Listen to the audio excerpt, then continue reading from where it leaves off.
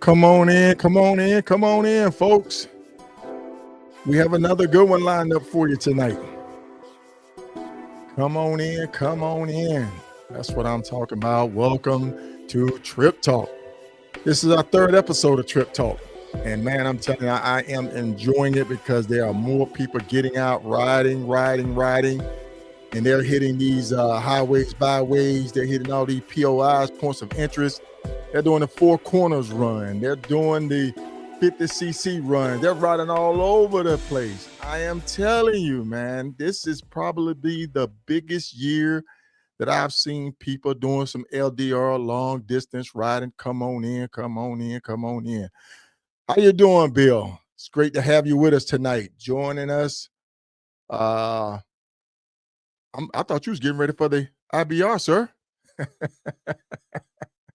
Come on in, folks.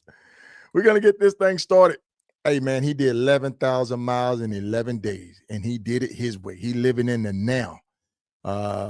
Jimmy said he is living in the now. 11,000 miles, Four Corners of 50cc. That's 50 hours, coast to coast, from the East Coast to the West Coast, and all in between. And he did a little bit of sightseeing. But look, I'm going to stop flapping my gum and go ahead and bring him in.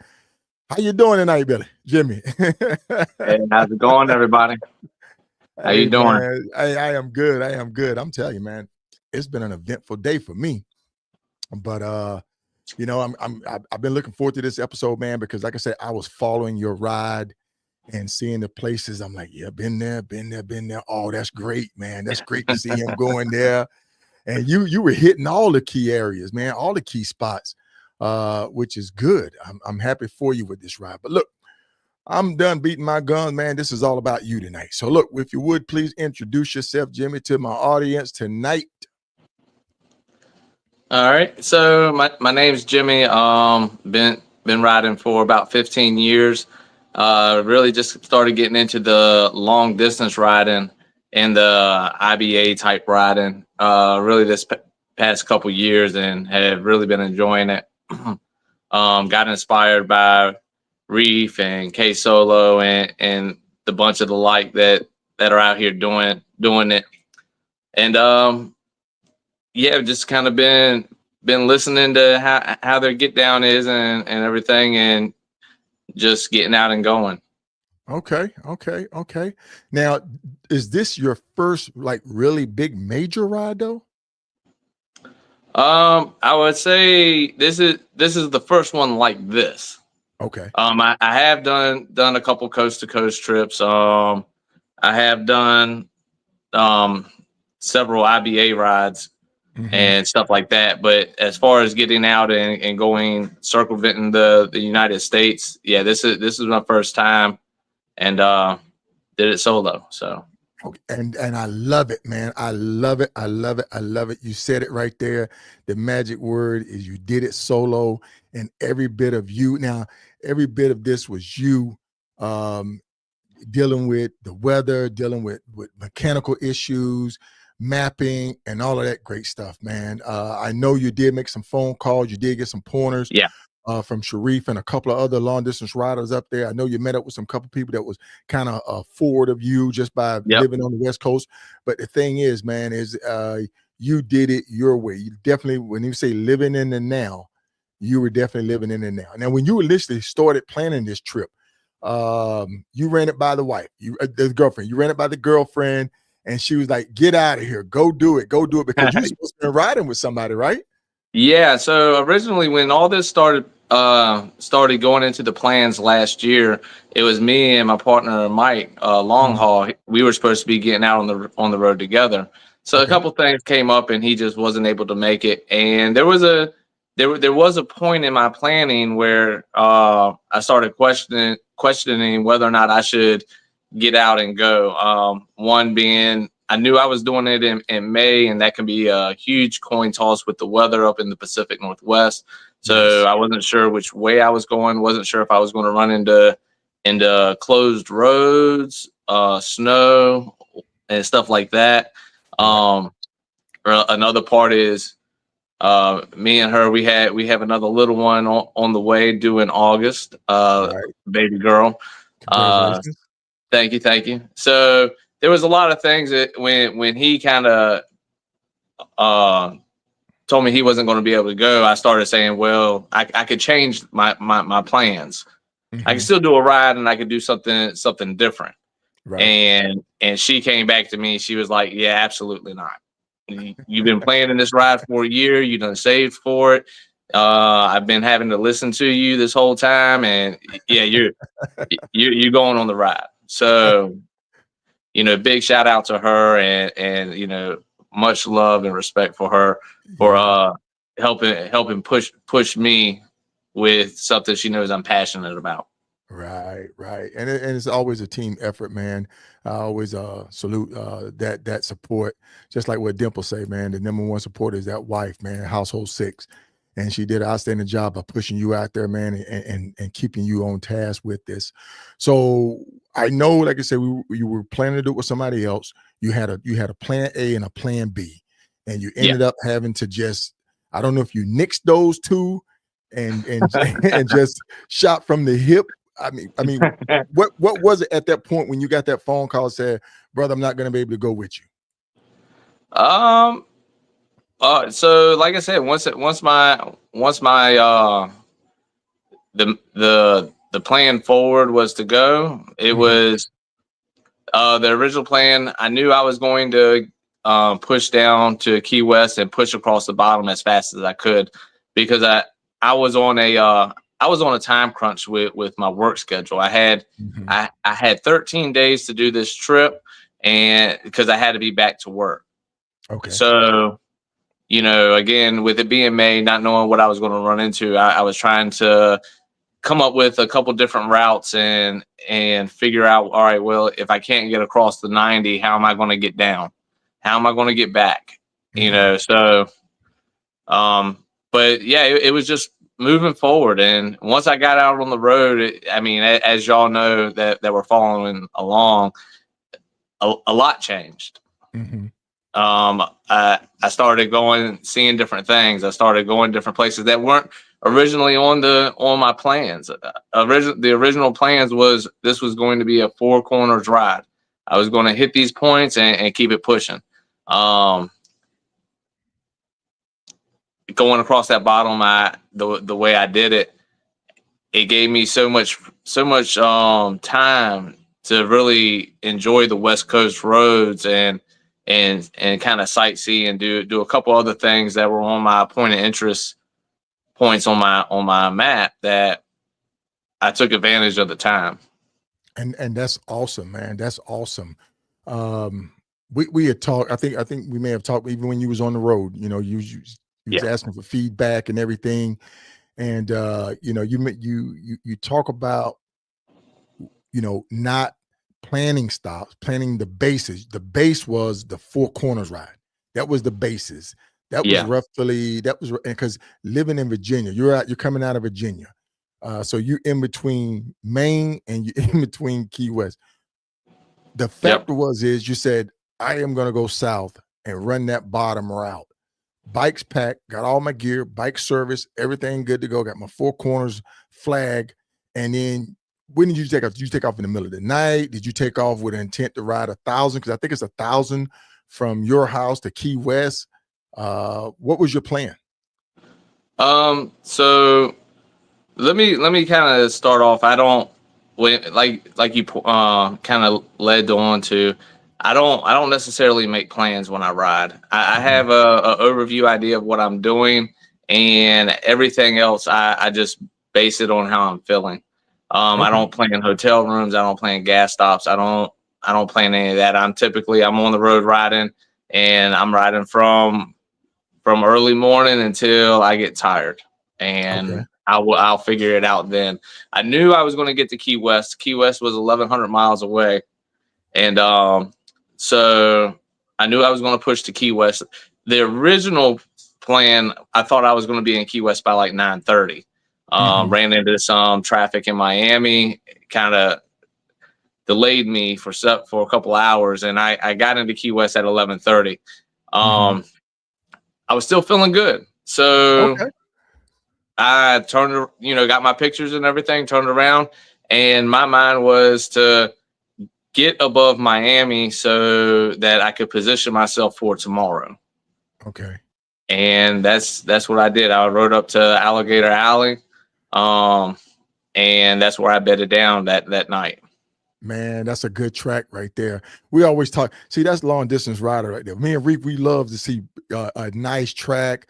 You hitting your spot waller, man. You're doing your receipts. That shows that you have a rhythm. That shows your rhythm of riding.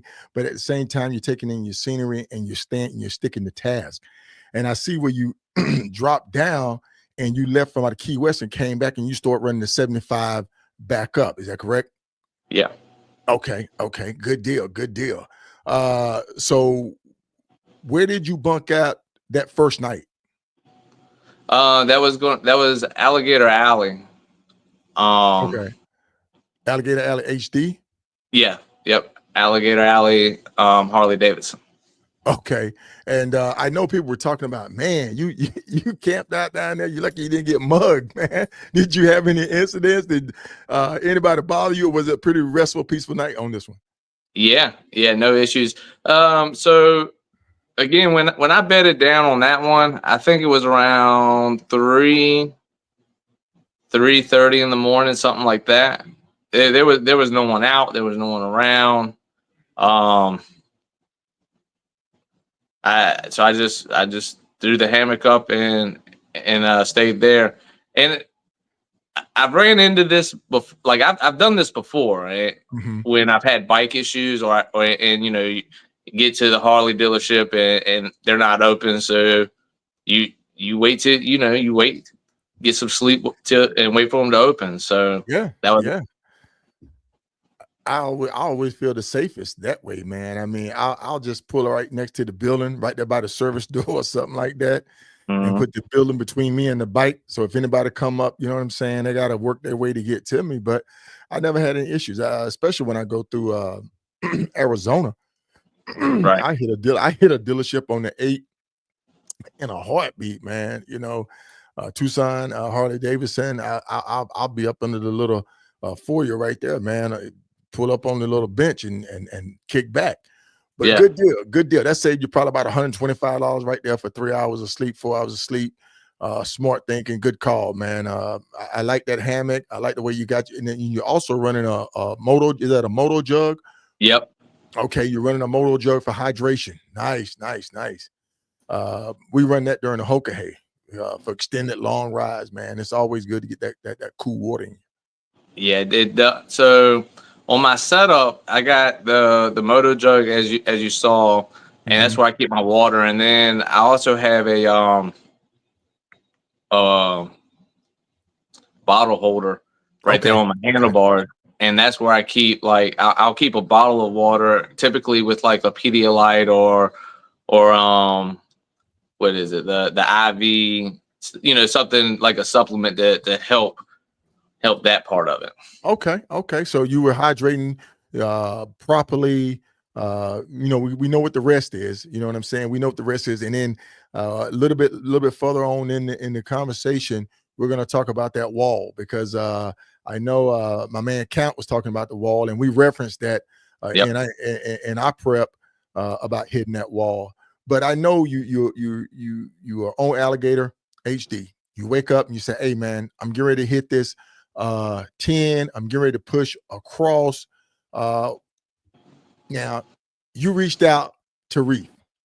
You reached out to Reef and said, Yeah. "Hey, I'm getting ready to hit on the 10." And Reef said, "You're making great time." How did that go? All right. So I ended up talking to Reef. I was in, and I won't forget it, I was in Lafayette, Louisiana. I was already pushing on the road. Reef had already messaged me. He was following my track, and he was telling, just words of encouragement. You're looking good, this, that, and other. I got to Lafayette, and I saw my time was good. So I was like, okay, well, I'm looking good for like a bun burner gold or something like that. I knew my time was looking good there. So I called him in Lafayette, and I was talking to him about, all right, well, what are some other things that I could get? Because I already got a bun burner gold. Right. I said, what are some other things that I could get that I don't know about? So that's when he looked. He said, well, he said, you're on track right now for a 50cc gold. He told me a little bit about that. I didn't commit to it at first. It was kind of just talk. And it was in Cape Charles that I called him back, and I said, all right, go ahead, crunch the numbers. Let's see if I can actually if it's feasible, because I don't want to try to do something and it's like, oh yeah, no, you never would have made it. You were 30 minutes on the other side. Right. So Reef crunched the numbers. I started getting more intentional on my gas stops, and pretty much he told me it was doable. I had 5 hours to play with. He gave me some recommendations as far as, definitely making sure that you have at least 2 hours to navigate LA, just because you never know what traffic's going to be. Right. And I went for it. I told him, I said, well, I'm gonna go for it. We'll see what happens. Right. Originally, Go ahead. go ahead. Go ahead. There's a slight delay. Oh yeah. So originally the original route was I was going to shoot across and go to San Ysidro, and take the 10 to 8. However, that one gave me enough miles. So Reef told me go to Santa Monica, and it'll give you the mileage that you need to get the gold. And that's how I ended up in Santa Monica before going south. So you didn't even plan on doing a 50cc? No. That's pretty impressive. The only thing that I knew I was going to do is I knew I was going to push across that bottom at quick. Okay. It was right when the trip started. I was fresh. I knew I was going to get my mileage and get going across that bottom, so that I could enjoy some of those roads, because I knew I wanted to do the 101. I knew I wanted to do the Avenue of the Giants, 299 across to Reading. 25 actually came out of nowhere, but yeah. but I was trying to give myself time to be able to enjoy some of these other sites that I wanted to see. And that was a smart move, man. That was a smart move. And I commend you for using your resources, reaching out to people, subject matter experts, and getting that input. You know what I'm saying? You did it yourself. You rode the ride, but it's great when you have resources that you can reach out and say, hey, how is this? How am I looking? What's in between? Is there anything up ahead that I should be aware of? And that's good, man. That's good. Congratulations on that. That's not an easy ride, folks. If you do not know what the 50cc quest is, go to the IBA website, type in 50cc quest. That's riding from coast to coast in under 50 hours. and that's pushing it. That's pushing it. I'm glad that you didn't have any incidents or anything like that. Did you do the majority of night riding or was it day riding? Both. Yeah, it was both. I want to say from when I got up from Alligator Alley, I rode to Ozona, Texas, Mm-hmm. and I laid down there for maybe 2 hours, and then got back up and got back on the road and kept going. So I was riding day, night. I was riding through all of it. Okay. I say that because timing is critical when you're on a ride like that. When you're going on the 10 through Texas, heat is extreme. Arizona's extreme, and I know the 8 or the 10 once you pass Tucson is extreme. So timing is everything when you're doing those long distance riding like that, man. And I know we had talked before you took off, and you said, "Solo, what do you need?" I said, "Look, man, just pack for all weather." I said pack for all weather, man. Cold, the heat, and everything. Oh yeah. And I'll be honest with you, I can't complain about the weather. Don't get me wrong. Like you said, once I hit Tucson and Phoenix, all the way till I got to the Valley of California, it was 100, 103, 105 degrees. It got hot.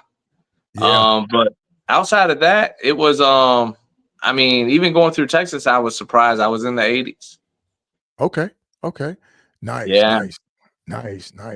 And you didn't get hit with any of those storms that was coming on the lower side? No, actually, and I think it's again because of how I pushed across. Mm-hmm. I got through the eastern side of Texas and Louisiana just as that storm was coming down. So I got through there right before it hit me. Right. Okay.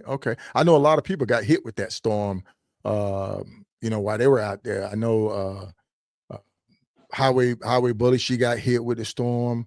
A lot of people that was on the 10 got hit with the storm, working their way across. And like I say, man, it's all about timing. It's all about timing. Yeah, and they had some rough storms coming through.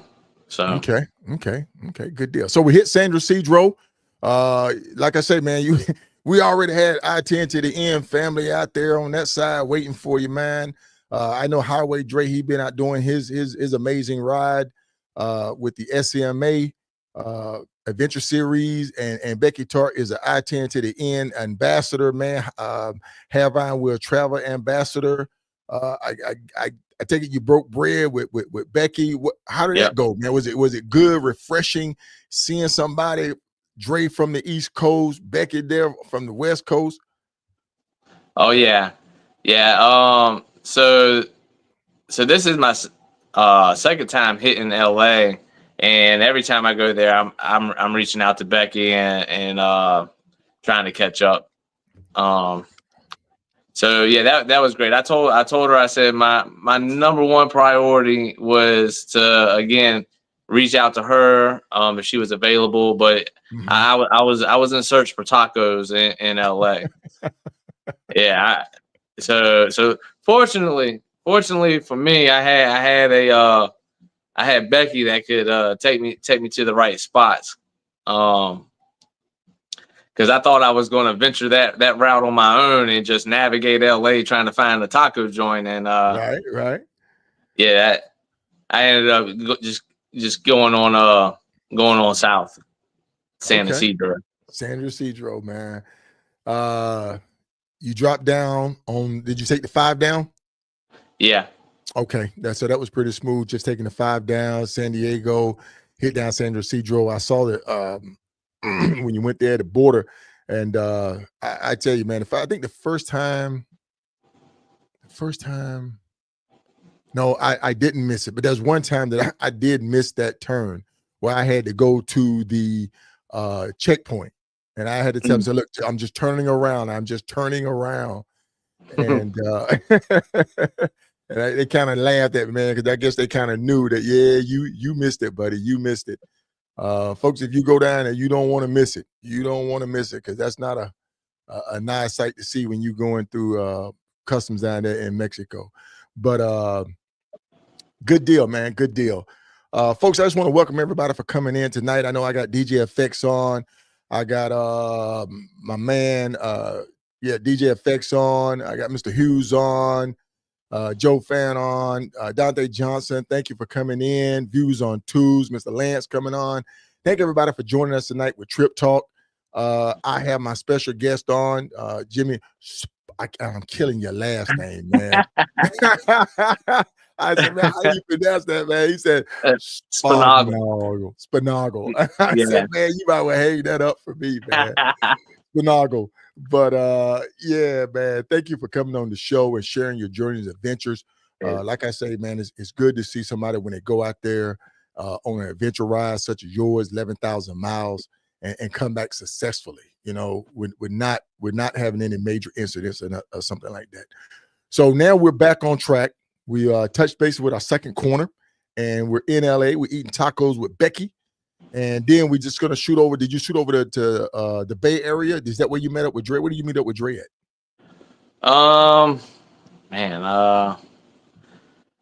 So pretty much it was a little town. I can't even remember the name, but it was a little town off of 5, and I think it was like 166. Okay. Out there, and pretty much he was heading one direction, I was heading the other. And I told him, well, let's meet up over here, you know, even if it's just for a minute or two and just to cross paths. So nice. Yeah, and again, like shout out to Highway Dre. Me and him talked probably every day out on that road. Just, all right, where you at? You know, what you doing? All right.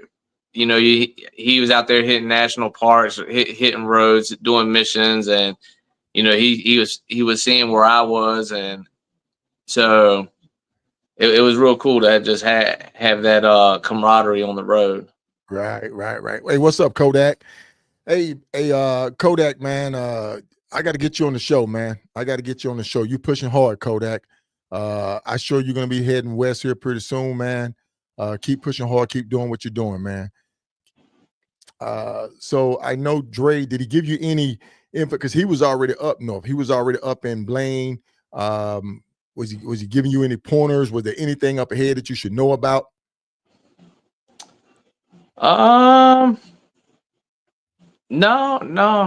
I didn't really run into any issues. I mean, there wasn't any issues, weather, traffic. There wasn't roads that were washed out, because I've heard the mudslides and everything out there can happen pretty quick. Yeah, no, we were just enjoying. I was talking to him about the roads he was on, and the roads he was doing. He was talking to me. He was talking to me about what I was doing. We were just out having a good time, just chopping it up. Right. Good deal, man. Good deal. Hey, what's up, Sharif, man? Hey, much respect, Kodak. Thank you, Miss Shaw, for joining us tonight. You also did some sightseeing. Now, I know there was a couple of places that you wanted to hit. Was this one of them, the Golden Gate? No. How did you end up over at the Golden Gate? You wanted to shoot up the 101, or what was it? Yeah. So after I met up with Highway Dre, I kind of saw where I was and where I wanted to go, and I was like, well, I can go this way straight through the Golden Gate Bridge and get to see that too. So it was just a point along the way. Okay. And you hopped on the 101. I know you had mentioned that I know you wanted to go to Redwood National Forest, Avenue of the Giants. Now, that's a beautiful ride, man. That's a beautiful absolutely ride. And that was also how the 25 got tied in, how the Pinnacle National Park got tied in, and how the Golden Gate Bridge got tied in, because I needed to position myself to get, do the redwoods during the day. Okay. So I had this extra time to kill so I started going to different other places and tying other things in along the way. Right. So that push that you did on the 10. Hey, Donna Curtis, thank you for joining us tonight. Donna said, this is our hometown super rider. We are so very proud of all his riding accomplishment. You keep riding those miles, Jimmy. That is so sweet of her, man. Thank you. Thank you. And so we're on the Avenue of the Giants. How did you feel out there riding in between those big trees, man? I mean, I had a feeling, man. I had a feeling that I'd never forget. Thank you, Bolo, for joining us tonight. Small for one. But no, it you know, a lot of what I've seen, I kind of put it in. It's a humbling experience. Mm-hmm. There's a lot of beauty in this country that we tend to either miss out on or don't get to see because running through the day in, day out monotony of what life is.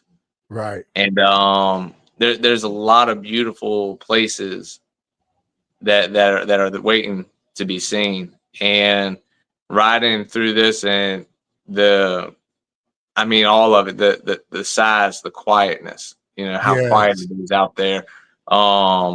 It's a humbling experience. It's a, It is a humbling experience. But I stopped and I had to just get off the bike and I just walked amongst the trees and just imagine how old the trees are to be that huge. You know what I'm saying? A time before time, you know what I'm saying? Yeah. Before the ground was walked, these trees, if you could just imagine seeing what they've seen over the time. And right. and I tell everybody, man, stop, take time to smell the roses. Go to places like this. Go to some of these POIs. Even the Golden Gate Bridge is magnificent. People who live in that area, man, they see it all the time. It's probably a headache to them. But to see the Golden Gate Bridge and to read about, the construction of it, the lives lost during the building of it, you appreciate a little bit more. Don't just go to the West Coast, go to the party and leave and don't even go see nothing. Take a little time, go out and see some sightseeing, man. Go out, see some sightseeing. It's incredible. It's amazing. So when you left the Avenue of the Giants, which route did you take coming back up? Did you hop back on the 5? Did you punch over to the 101? Did you drift over to the right to the 25? What was it? So after the Avenue of the Giants, I followed the 101 up to Eureka and did the 299 across to Reading. Okay. Yeah, and again, gorgeous area, great road. They just started. They had paved fresh paved a lot of 299. So that was a good time. But you also did some other little sightseeing, mess around with Sharif, a couple of phone booths. That was actually a double phone booth right there, man. Yeah. In the picture there. So did you make a call? Tried it on hold. I know, man. Sharif still got me on hold from when I was in Canada, man. I'm like, Reef, answer the phone, man. Pick the phone back up. But yeah, it was fun, man. It was fun. Good deal, man. Good deal. So did you see any other sightseeing on that side before you start pushing up north to Oregon, Washington State? So like I touched on, I went on the 25, went to the Pinnacles National Park, took a minute over there, then rode up through Hollister and then kept on going. And like I mentioned, and I know I talked to you. I ride at night also. Okay. And I actually I enjoy riding at night. Nighttime riding for me is it's a sense of peace and tranquility when it's just you and in the bike and out on the road. Hardly nobody out, in the late hours. Okay. But I will say it gets dark over there. Uh, hey man, going up through Northern California, Oregon. Hey man, it's a different dark than what we got over on this East Coast. I mean, on the East Coast, when it gets nighttime, you can still see the tree line and the sky and everything. Out there, it's just black. Black. And luckily, I listened to y'all, and because I wasn't going to buy the auxiliary lights. I Mhm. was just like, you know what, I'm just gonna go ahead and go. And fortunately, I was listening to y'all on one of y'all's podcasts, and y'all say get them. Like, Yes. you need to have them, man. So I went on and I bit the bullet. I ended up going with the Nollies, and they did great. Yes. I mean, they did absolutely great. The problem is that the people on the other side of the road the truckers were flashing their lights because it was so bright. Oh And I yeah. will say, when you cut them auxiliary lights off Mhm. and you go back to low beams, it's like the blackness engulfs the light. Right. And you're out there, you're running speed limits around 70 miles an hour, even going through the hills and the turns and everything. And it's like, it ain't like you seeing anything except where your light is. That's right. Yeah, it's a different type of dark up there. It's the trees, man. It's the trees. And, Yeah, and the thing about it is it really don't get dark out there to about maybe 10, right. 30. 10 or 10:30, folks. Some people's like, what? Yes. I, I lived out there. I ridden out there. It'll be 10:30 at night, and you'll still be able to see. Mm-hmm. It won't be completely dark. It reminded me of Alaska. Now, Alaska is a totally different beast. For everybody going up there, don't get all happy just because it's 2 or 3 o'clock at night and it's still a grayish daylight out there. Get some rest. Get some rest. But yeah, man, you found yourself doing a lot of sightseeing. You were going off of side small scenic bypasses, which I was loving. Uh, but you also caught yourself getting a little bit behind. You had to remind yourself, what was that? Playtime is over. Time to get back in the regular schedule programming. This mile's not gonna get themselves. What caused you to catch yourself? Did you just get so caught up in the scenery, so caught up in the sightseeing? Another POI. This place is 25 miles over here. Yeah, that's exactly what it was. So I pretty much had to divide California into 2 days. Mhm. Uh, I stayed on the lower half of the first day just because I had to position myself for the Redwood National Forest on the second day. Mhm. So again, that allowed. I mean, it allowed me to ride a couple different roads: the 25, the 33, 161, 101. It allowed me to ride some different roads, but I was enjoying myself, and I mean, ain't nothing wrong with that. But once I was coming out of Northern California, it was the I guess the realization started setting back in, like, okay, hey, you still have to get back. Like, there's Blaine's right up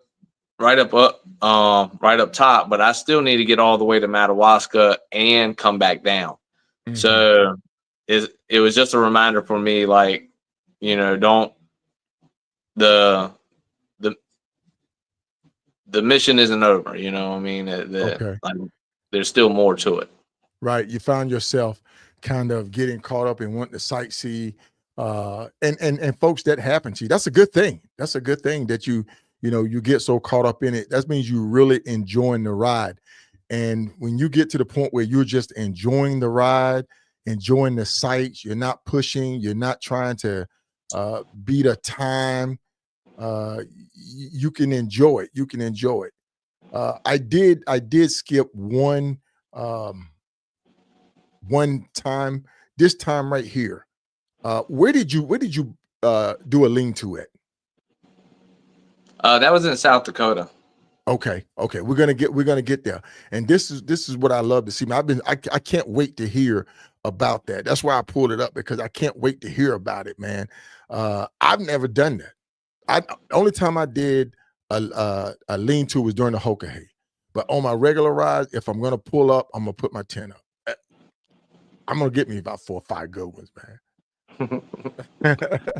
Good deal, Jimmy. Good deal, man. Hey, look, I'm going to run this mid-break, man, and then we will be right back, folks.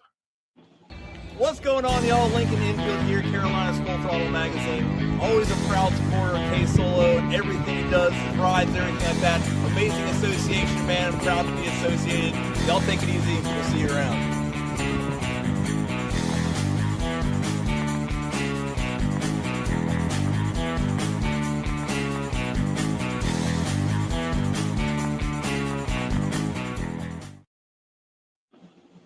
So we're up in Oregon, Washington area now. Is that where we at, Jimmy? Yep. Okay. Yep. Okay. Made it up. Got up to So while I was going up to 5, again, just talking. I ended up talking to Sharif, talking with Dre and stuff like that. And I was like, well, the Olympic National Park is on the west side of Washington State. Mm-hmm. And it was one of the things where the original plan was to shoot across the 90 if I could, and spend time in Sturgis if I had time to. Mm-hmm. So talking with Sharif, I kind of talked I don't know, justifying it to myself. I was like, well, I can go to Sturgis anytime if I'm going to Yellowstone or whatever that's coming across the 90. The only time I'm going to be able to hit the Olympic National Park is on the west coast side of Washington. That's the only time I'm getting to it, and I'm already here. Okay. So I was like, well, Sharif told me, he said, I asked him, I said, well, how long is the loop? He said it's going to be 6 hours. He said roughly 6 hours. Uh-huh. And I was like, all right. I said, well, I'm going to do it. And then, I just did it. So with that picture, that was on the Black Sand Beach on the West Coast, and I didn't know about it. Okay. So I was sitting there riding up. I think that's 1 or 101 also. And I was riding up, and I saw a sign that says beach access. I was like, okay.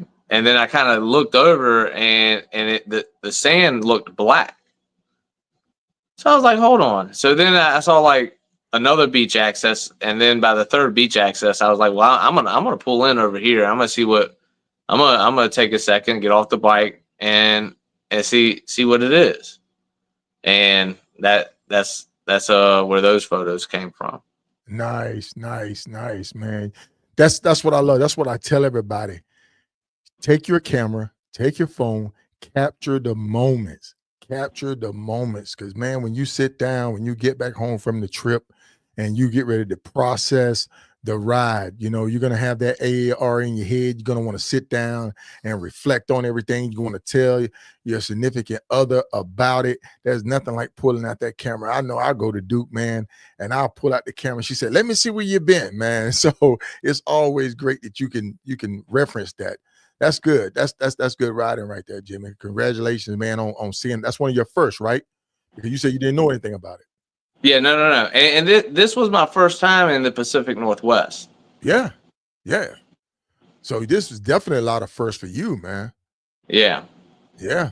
Nice riding. And you go up, you hit the Oregon, you go into Washington. You were on the 5. Did you take the 5 or did you deviate to go a little bit more to the west? No, I took the 5 up. Okay, so 5 up. So you had to deal with that Seattle traffic. Absolutely. Share it with us, man. Share it with us because I know exactly where it hit you in Olympia. Yeah. And it was one of the things that, I mean, it was kind of like Miami where it was, my phone's getting lit up as far as accidents, backups, and you would think, all right, well, I'm just gonna get off and I'm gonna go a different route, but then it would be like, oh, it's 8 minutes, and then you get through it and it's like, oh, there's another 12 minutes, and then it was essentially all the way through Seattle, and that one was tough.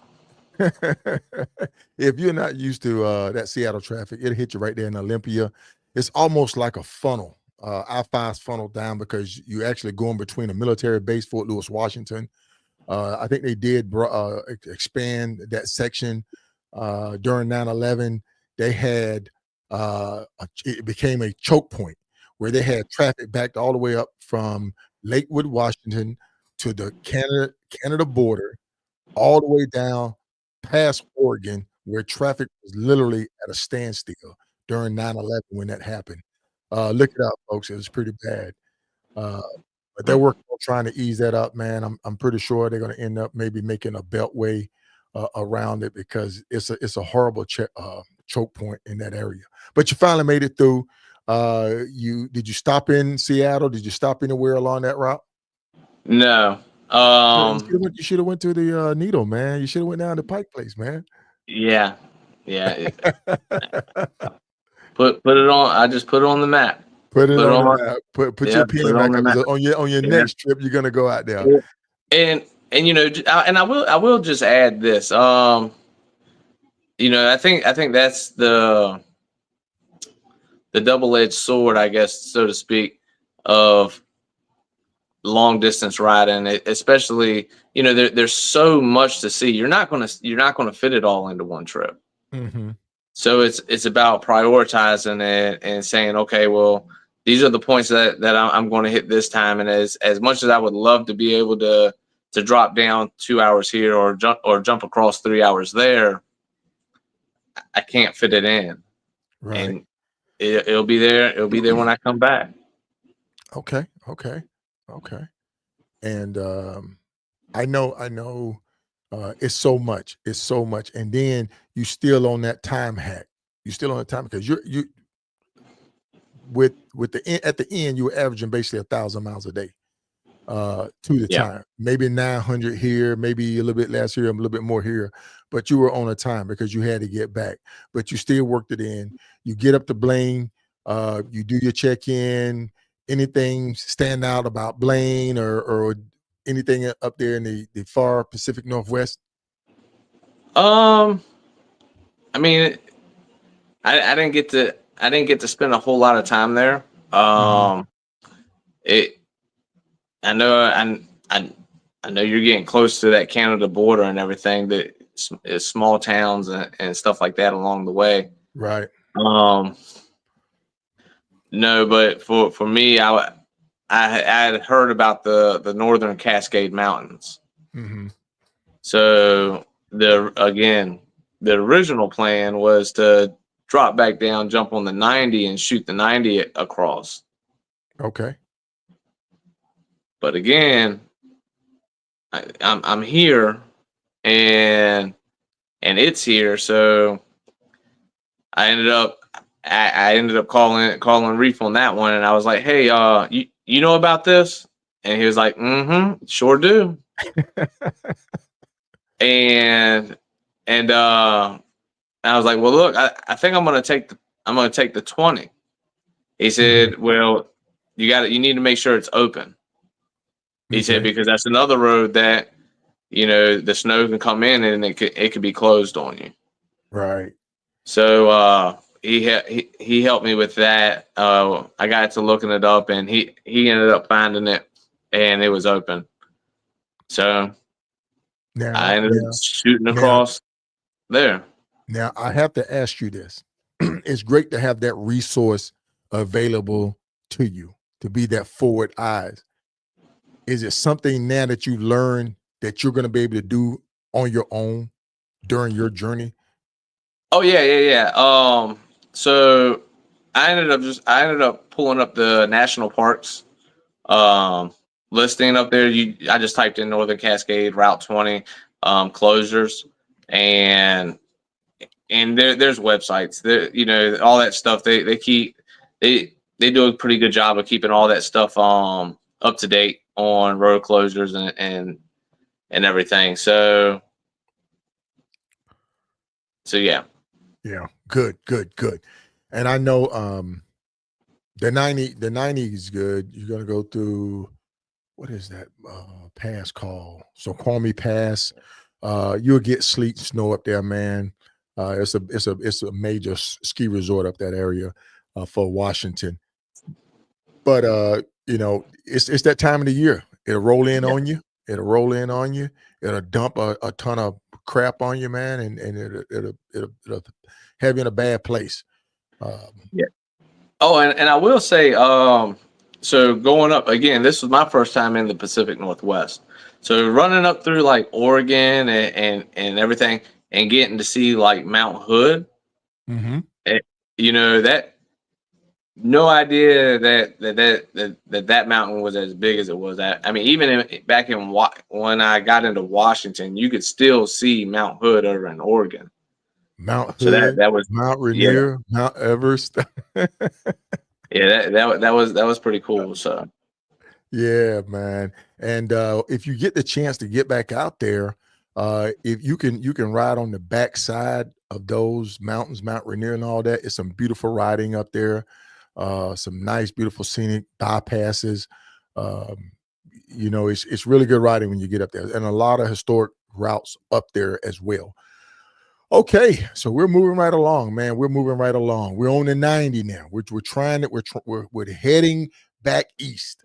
Are we pushing for time, or are we pushing for certain destinations? All right, so I ended up going across the 20. I went across the 20 and then dropped back down onto the 90. I ended up running through the desert part of Washington. I did that at nighttime. Yakima. And yeah, that was definitely an experience there.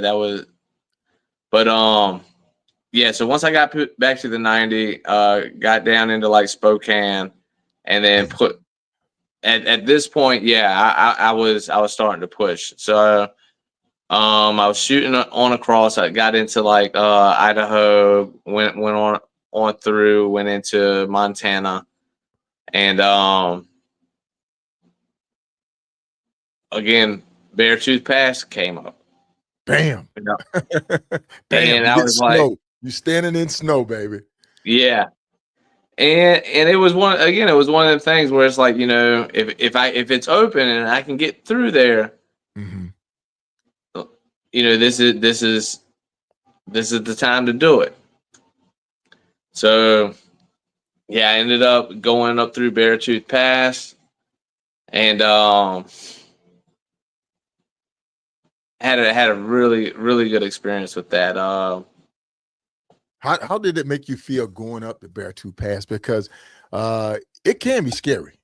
It can be scary because you're looking at drop-offs, you're looking at the elevation, you're going up, the temperature change. You start at the bottom, it's all right, and as the higher you go, it's cool. It gets cooler. Yeah. How did you feel? I loved it.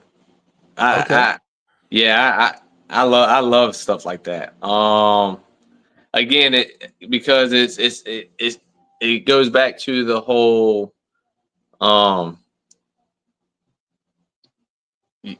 you're living right now. You know what I'm saying? You're right. Like right now is what's important, and I loved it. The drop offs, the twist, the no railing, and being able to just look over the side. Yeah, loved all of it. Man. Get up to the mountaintops and you look across and it's white cap mountains all the way across it. I mean, you're up there. You're up there with them. You're up there. Yeah, loved all of it. Roughly 11,000 feet up, man.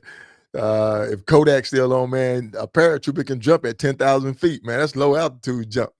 Yeah, that's right. That's right. Yeah. Lower than that on emergencies. That's right. Lower than that on emergency, man. But it's a good feeling. I would encourage anybody that if you are out that way, head up the Beartooth Pass. I have been up there. I got caught in the snow, got caught in the sleet. I was scared crapless. And I'm not gonna lie to you, because I know rubber and snow, rubber and ice don't mix. So, I slowed down, I walked the bike down, and then I just looked back at it like, wow, it just came out of nowhere on me. But it's definitely worth seeing. It's definitely worth going up there to see. Beartooth Pass is one though you need to put on your bucket list. And I will say, I'll agree 100% with you on that, because there was a storm that came up right after I got done with Beartooth Pass. I was coming off of the mountain, and there was a storm that was brewing up on the mountain, and it got dark quick. Mm-hmm. And the whole background and everything went like dark blue. You could see the rain streaks and everything that coming through, and it became a race to get off that mountain and to get down and get on the other side. Mm-hmm. So, which is actually where I got down off the mountain, and I got to a point where I could get up out of my gear, because it was about 47 degrees at the top of the mountain, and when I got down off headed towards Cody, it was like 78. Yep. So stopped real quick, started shedding layers, and that's actually where I lost my key fob at. Whoa. Yeah. You did what? Yeah. Man, lost my keys. What happened? Did you I want to know what happened. Did you put it in your pocket? Did you put it on top of your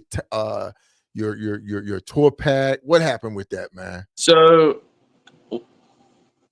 I had my tank bag strapped down on the passenger seat. Mm-hmm. And typically if I'm taking my keys off, I'm gonna latch them up to my clutch handle or whatever, just so they're right there. For whatever reason, I guess I was sitting there looking over my shoulder, looking at this storm chase me off the mountain, and I was trying to be quick. Mm-hmm. So I put the keys on the tank bag, started shedding layers, packing them up, and didn't grab the keys, and they must have fell off the bike. The bike started on up because the keys were right there, and right. And I kept pushing on down the road. Man, I think with the new bikes now, when the key get a certain distance away from it, it'll alert you that the key is away from the bike. If anybody's on, and I think that's what it does. I think I've seen that before when I rode off and maybe left the key in the garage. I may have set it down right next to the bike and then roll off, and then the alert come on.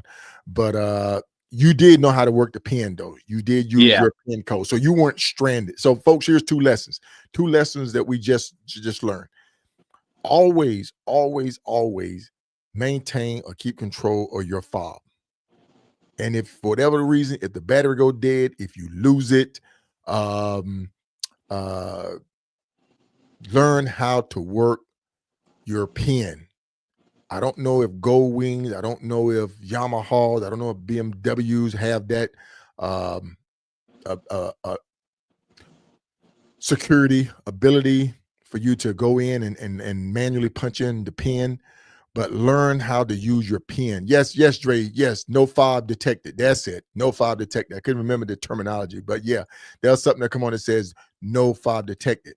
That means you have literally rolled away out of that distance from the fob, and it means stop right there in place and go back and find it.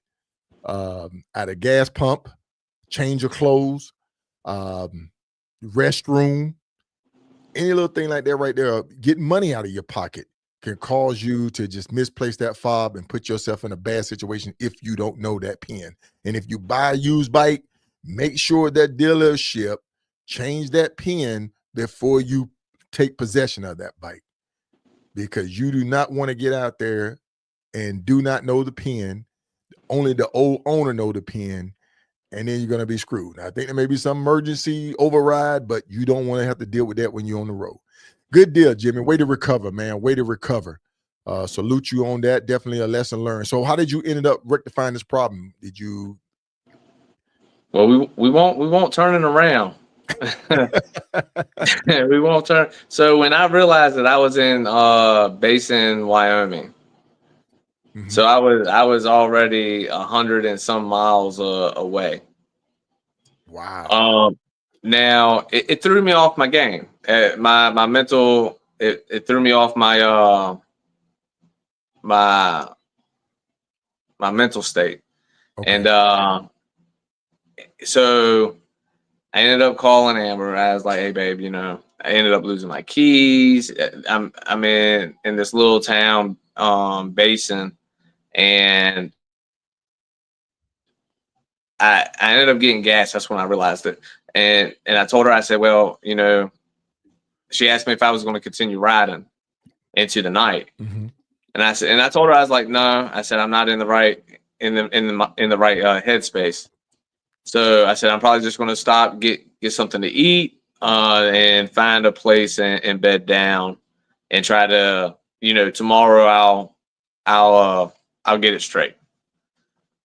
So that's what I started doing. I ended up eating and everything, and and just to touch on it, anyone that's going to get out on this road, take your angels with you, whether it's you staying prayed up, whatever that is for you, but definitely make sure you have your angels with you. So I'm in this small town. I already ordered, already got my food and everything like that. I've already started eating. Reef ended up calling me and Dre, and I kind of told them the situation. Or Reef asked the question. He said, "You are you getting ready to go on the 14?" So I looked. I was like, "Yeah, actually, you know, that's the route that I'm going up. I'm going up the 14." And he told me, he said, do not take that road at nighttime. Again, I ride at night. If I wouldn't have lost my key, I would have been pushing on, and I would have rode that. I would have rode what a Bighorn National Park, and I would have got caught in there at nighttime. And when I got in there, when I got up towards Bighorn, I didn't have any service. I had no cell phone reception whatsoever. So if I would have, if I wouldn't have lost my key and I wouldn't have stopped to eat and stuff like that, Reef would never have been able to get in touch with me to warn me not to go on that road. So, you know, not every obstacle that crosses your path is working against you. Right. So just kind of leave that there. But in Bighorn, so I did stop, and I got up early in the morning, and I went on through Bighorn, and tons of animals. I mean, first off, that was my first experience with moose. But I've never you're seen. Speechless, man. He's like, Yeah. Hey, look. tons of. Hey, so I'm going through there. I'm going carving up through the canyons and stuff like that. Then it kind of cuts through stuff like this, and it's like, okay, there's herds of deer, like 10, 15, 20 deer, and that are crossing the road at one time in front of you. And then I roll up, and it's like, oh, what? Oh, that's a moose. And it's like, oh, there's another moose, and two more moose, and the next thing you know, you look, and it's herds of moose out there in the fields next to the roads, and stuff like that. And again, I felt really, really fortunate to be able to witness that in the early morning and not have to deal with it late at night. Good. Yeah. Yeah. I always warn people to monitor deer, livestock, look for signs that said open grazing, or stuff like that. Definitely on the 191, when you get it right in the Devil's Highway, you'll see cows and everything walking on the road. Last time me and Reef was out there, cows are on the road. You have to be careful. I know Juanita Shaw is getting ready to head up to Alaska, and I said, where you stand and what is the distance? You have to take that stuff into consideration, because if you hit a moose, if you hit a cow, if you hit an elk, there's no coming back.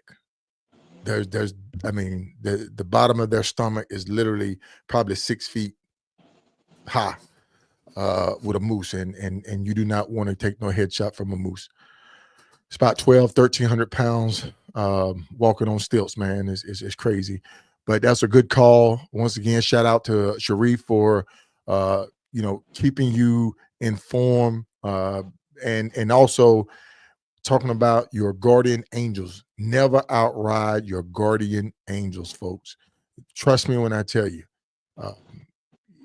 when you on that highway, long blinks can be ugly. There's forces out there that's keeping you. It ain't your time. There's forces out there that's keeping you upright, that's keeping you going, that's keeping you off those rumble strips. Definitely take that in advice. Take that, piece of advice when you're planning your trip.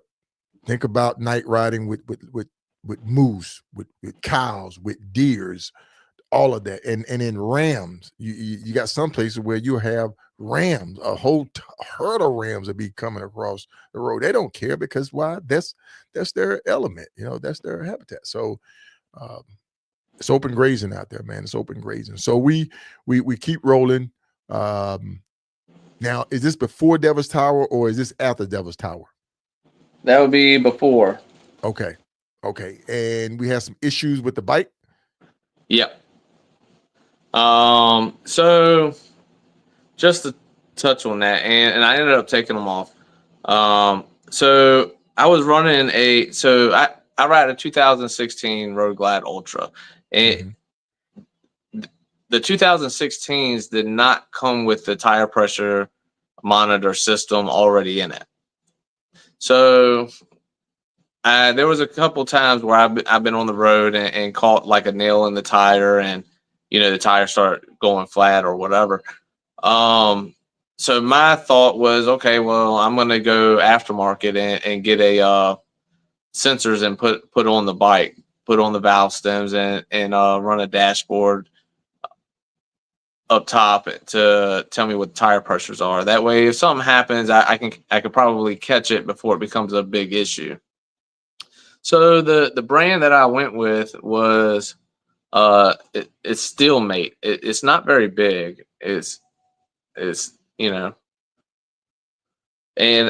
all the reason I'm bringing up brands and stuff like that is because I'm actually in the process of contacting the manufacturer to let them know that the issues that I ran into on the road with their product.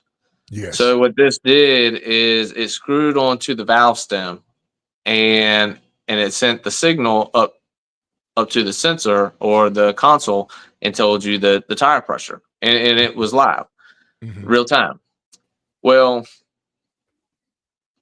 what happens on the bike when you're sitting there going 85 miles an hour with something like this, there you go, on your valve stem, is the valve stem gets, I'm assuming the centrifugal force of the tire as it's going down the road starts bending the valve stem, and that's what ended up causing the valve stem to break. Okay. So I carry a valve stem repair kit on my bike as part of my emergency prep stuff, along with air pumps, tire patch kits, stuff like that. So, and it dumps the air. It ain't like it's a small thing. You're going from 40 pounds to 0. So got off to the side of the road with no issues, and went on and started and pulled the old stem out, put in the replacement. And this is like the second or third time that this has happened to me, and this is the time when I realized that it's the valve stem that's causing this, or the sensor that's on the valve stem. So, anyways, put the replacement in, got it all cinched down, and got back on the road.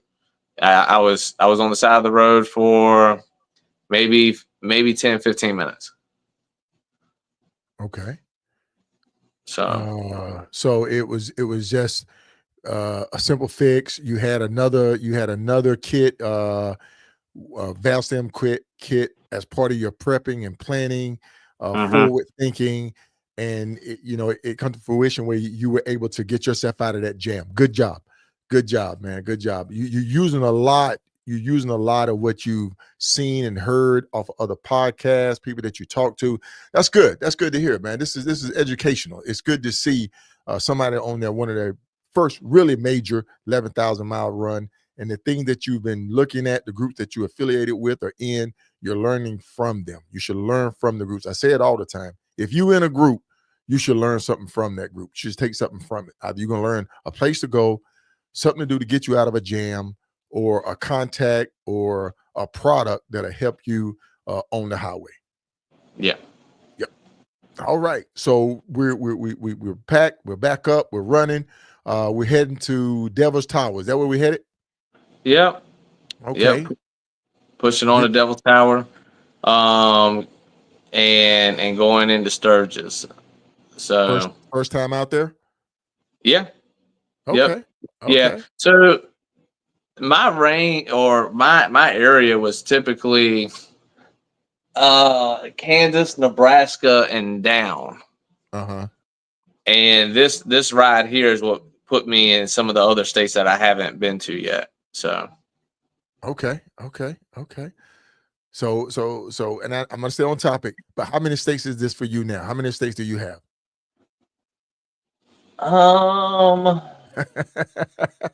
Yeah, it's only a couple left. I like North Dakota.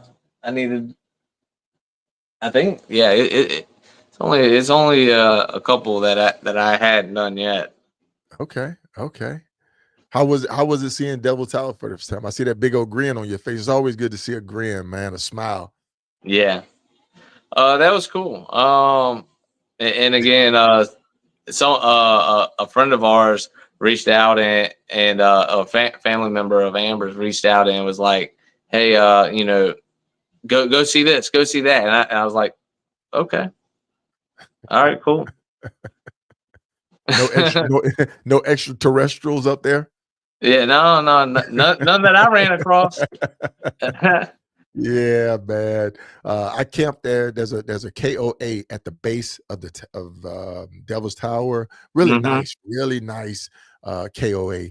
And I camped there, man. And I woke up the next morning. I think I rode in at night and bunked down. I couldn't see the tower, But I woke up the next morning as the sun was rising, man. It seemed like that thing just kept getting bigger and bigger and bigger. Like it's literally hovering right above me. And I said, man, it really was breathtaking. I really enjoyed riding up there and seeing it and walking up to it. I actually, touched it, but that was it for me, man. I was back on the road. Like you was back on the road, man. So we're Yeah. moving right along. We're hitting those. We hit the Dakotas. Still moving. There was a couple other places that you seen Yeah. while you was out there. Talk to us. So Trip talk.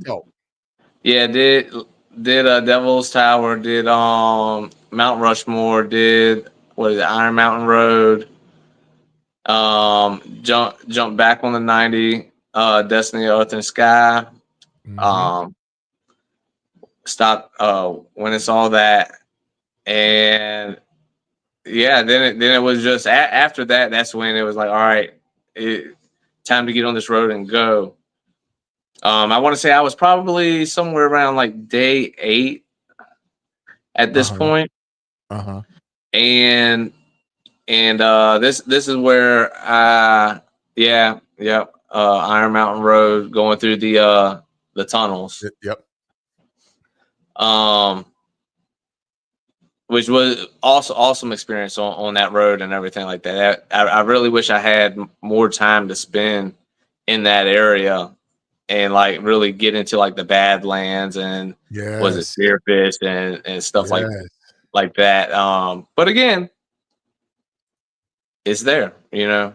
It's Yeah. there. You know it's there now. So you Yep. can go back. So you can just take that pen behind you, Right. man, and go boop. I'm going here, boop, boop, boop. And when you have a little bit more time, you can get out and see a little bit more. Yeah. Yeah. Nice. So, but on this day, so I ran again. I'm running in the nights. I'm typically I'm riding till I get tired. Mm-hmm. Sometimes that's 2-3 o'clock in the morning, and then turning it around and getting up. So I'm sure it was a factor of a couple things. We said this is probably one of the walls that I ran into, something like what the count was talking about the other night, and I'm sure a couple things played into a factor here. Typically for me, my regular wall that I'm going to hit is normally around 9 to 11 o'clock, 9 o'clock in the morning to 11 o'clock. If I can get through those hours right there, I'm good for the rest of the day. I'm good for traveling at night. It's just 9 to 11 when that sun comes up and starts warming everything up. And just like Count mentioned it, you need to know that about yourself. When I ride with somebody that's I'm getting out on the road with, those are things I'm able to communicate. And if you know that about yourself and you can communicate that with me, then I have cues that I can be looking for at certain time periods. Yes. But again, at this point, this was something different. I'd been on the road at this point for 8-9 days, and logging some miles and everything. So I got into it. It was South Dakota going into, what was it, Minnesota. Okay. And then daggone roads out there are so straight. I mean, they and literally you can just see for miles down them roads, and it was nighttime. Well, there was two. I had 2-lane road median and 2 lanes on the other side. Well, I started looking at it, and it looked like there was a car in front of me coming at me. And so I get in the other lane. I'm sitting here watching it, kind of, the road will play tricks on you. You get to a certain point of rider fatigue, and Right. and again, I was in an area that I wasn't familiar with. But I started looking, and it looked like the car was in front of me, coming my direction. And it wasn't till the other car moved a little bit that I realized what was going on was those cars were so far in front of me, heading in the other lane, coming westbound. I was going eastbound, but they were so far in front of me, and the road was so straight that there was another car in the lane right beside it, and it made it look like, the two headlights made it look like one set of headlights that was in front of me. And it was shortly after that I was like, okay, yeah, you need to. It might be time to lay it on down. This road's starting to play tricks on you, or my mind is starting to play tricks on me. So.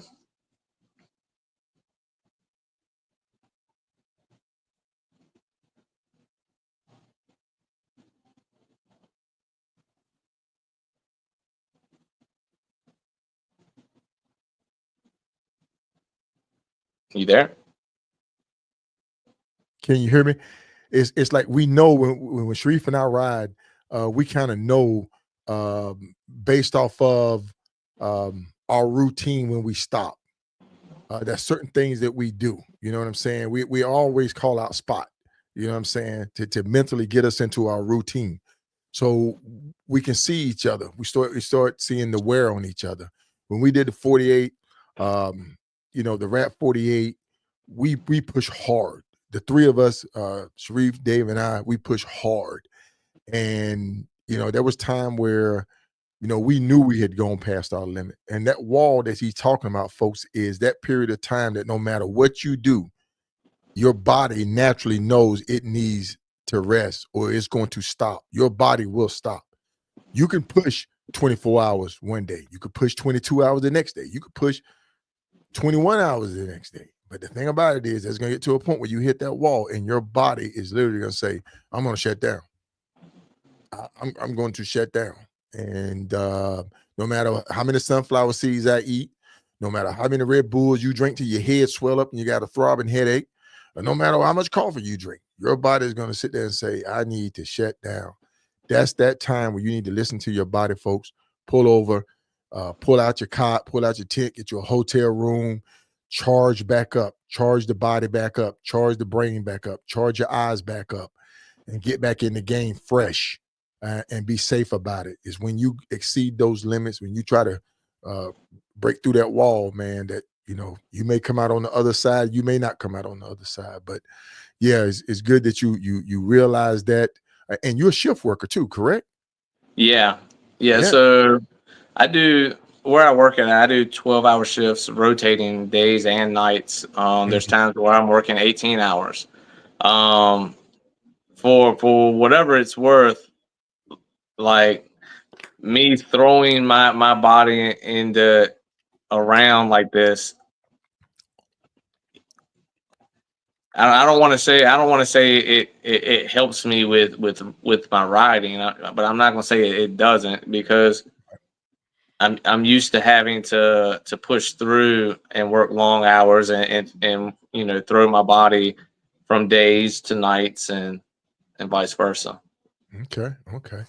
But definitely think about what he's saying, folks, when he talk about that wall. And then you can't go without having hiccups. Things going to happen on the road. This right here, man, this is this the first time I've seen zip ties on it, but it worked though, right? Yeah, it worked.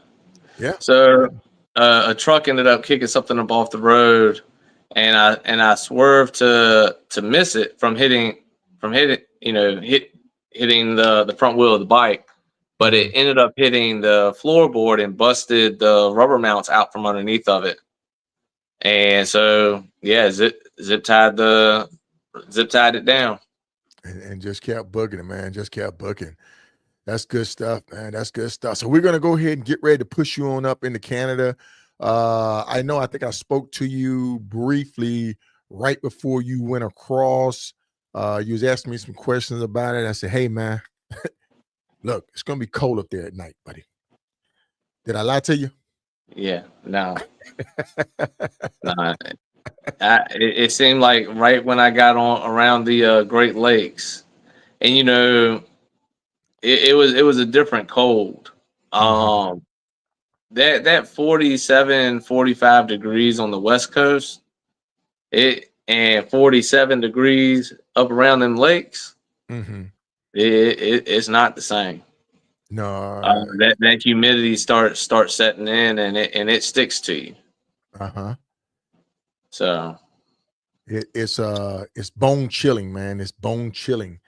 It gets down in you. No matter how much you try to layer up, no matter what you try to put on, that temperature is that cold air, that damp air is going to cut through it. If you're not climatized to it, and I say it all the time, even when I say it when I go to Appalachia, man, the mountain people up there, you have to be from that area to be able to really deal with that cold. Going in, you have your heated gear, whatever case may be, but man, that is definitely a cold that you won't forget. So we're still pushing, man, making good time. We think we're probably like on day 9 now. We're gonna cross over into Toronto. Did you go through Toronto? yeah, Okay, yep, Toronto, shop to Toronto, and then we made our way up to Madawaska, correct? yep, Did you have any yep. border issues? No, actually, no issues at all. Got on through the border, no problems. Had my passport and everything, and Mm-hmm. pretty much they asked you what you were here for, what you were doing, where you were staying, and how long you were going to be here. Mm-hmm. So Yeah, and I just seen a message, and I also posted it in back rows and on my page. Canada is strengthening their security at the border. I had 2 friends of mine headed up that way, had been there plenty of time, never stopped, never turned around. And these guys said that, hey man, I just got stopped and turned around, and they sit there and saying, hey, we're going back 40 years looking at things in your record. You had an incident in your record 40 years ago. You didn't tell us about. You lied to us. Now we're going to flag you for coming in to Canada. So, folks, make sure your paperwork is good. Make sure that you see what the DEPCON is up there, because what's going on at the border uh, between U.S. and Canada, they may go digging in your past. Don't take any firearms. Don't take any weapons. yeah, Pepper spray is a weapon. Pepper spray is a weapon. Don't go up there with it. It could get you flagged, and you do not want to lose your privilege of being able to go into Canada, because why? We're going to try to go to Alaska. You know what I'm saying? We want to ride in Canada. We want to go to Nova Scotia. We want to go to Newfoundland. We want to go all up there and explore and ride the back roads. So, folks, make sure your paperwork is good. Even if you do a pre-check or a pre-check-in, whatever case may be, so that you won't find out after you 12, 13, 14, 1,500 miles away from home. And you should make that call. Hey, James. Hey, we have a story. We have a story that happened to us when we was doing our 48 state ride. But Canada, man, Canada. You don't want to cross the border mistakenly cross the border. All right, so we get up to Madawaska. We get that last check in. How do we feel? good. It was definitely a sense of accomplishment. Getting to Madawaska and getting to the to that Northern Point Park that's up there, and knowing that all right, I got here, I did it. Right. Right. And it safely. You know what I Okay. mean? Like I made it, and without any major situations happening. So, Mm-hmm. and that was my first day, and that was again can't. I had an awesome experience. I had hot weather, I had cold weather, but that was my first day of rain. Okay. Okay. Coming And up, leaving Toronto, going through Canada and into Madawaska, it was raining. oh yeah. Oh yeah. You're gonna get it up there, man. Yeah. So touchdown, we're coming home. Everything is safe. Bike is running good. No more issues. You did good. You did good one. What lessons did you say that you learned from this ride?